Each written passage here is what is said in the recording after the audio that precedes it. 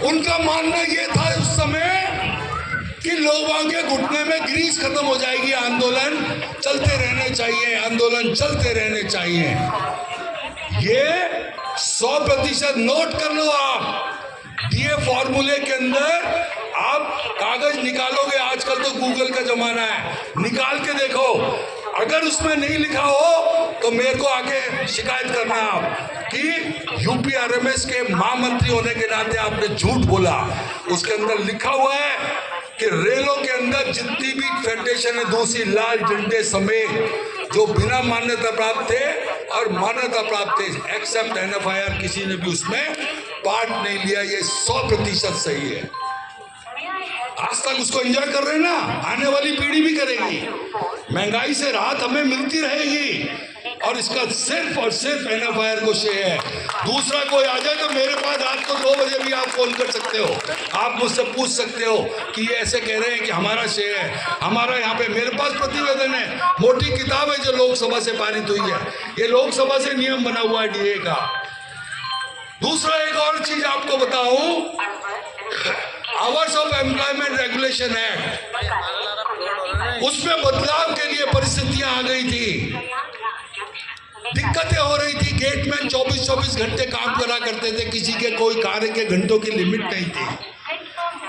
जितना वो कार्य कर रहे थे, फिजिकल एक्सरसाइज कर रहे थे, उसके अंदर उनको उस हिसाब से पेमेंट नहीं मिल रहा था।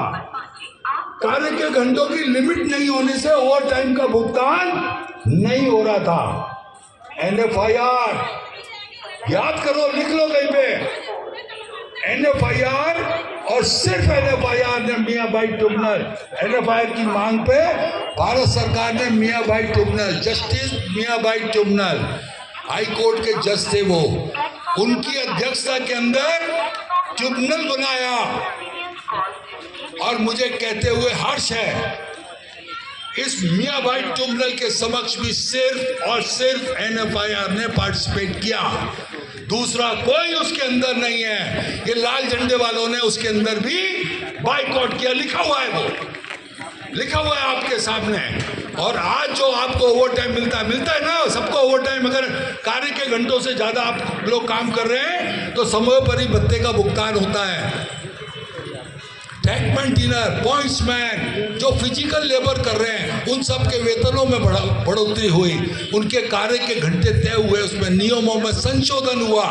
ये सिर्फ और सिर्फ एनएफआईआर की देन है। लाल झंडे, क्योंकि रेलवे में 2 फेडरेशन काम कर रही हैं, लेकिन उन्होंने बाइकआउट किया, ये भी लोकसभा से पारित है।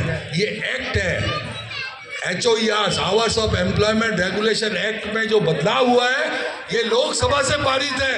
और उसके अंदर लिखा हुआ है कि इसने तो पार्ट लिया और इसने बाइकआउट किया।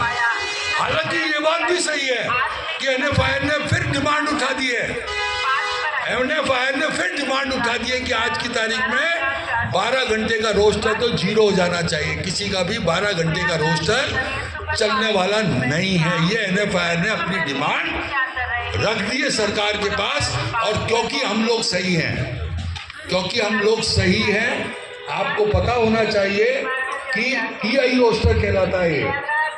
12 घंटे का रोस्टर जो होता है वो EI रोस्टर कहलाता है। उसके अंदर जब जॉब एनालिसिस होता है, 72 घंटे का जॉब एनालिसिस होता है, उसमें 12 घंटे के अंदर यदि 6 घंटे से कम एक्शन पीरियड, मतलब जो रेल की ड्यूटी करते हैं, 6 घंटे से कम आता है तो वो EI रोस्टर होता है, और 6 घंटे से ज़्यादा आता है तो कंटिन्यूस रोस्टर 8 घंटे की ड्यूटी वाला हो जाता है। लेकिन जब उसमें लिखा हुआ है, हमारा तर्क है, हम कोई भी बिना तर्क के, बिना वास्तविकता के अपनी डिमांड नहीं रखते। उसमें तर्क है इस बात का कि जब hours of employment regulation act ये कहता है कि 12 घंटे की ड्यूटी में लेस देन 6 आवर्स वो रेल का काम करेगा, बाकी मोर देन 6 आवर्स वो रिलैक्स रहेगा।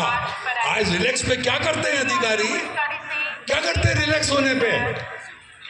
पैर फैला के बैठ जाएगा हमारा कोई गेटमैन साथी या कोई चौकीदार साथी या 12 घंटे की पॉइंट्समैन साथी है, 12 घंटे की ड्यूटी वाला, तो उसको चार्जशीट दिखा देंगे, उसको वहीं सस्पेंड कर देंगे।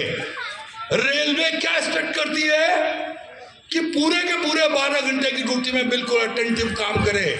वो 12 घंटे की ड्यूटी चलने वाली अब आज की तारीख में नहीं है। जब ये बना था मियाँ भाई ट्रिब्यूनल, जब बना था वो 74 की बात है। आज 50 साल हो गए। 50 साल में स्थितियाँ बदल गई, गाड़ियाँ तिगनी चौगनी हो गई, स्टाफ कम हो गया,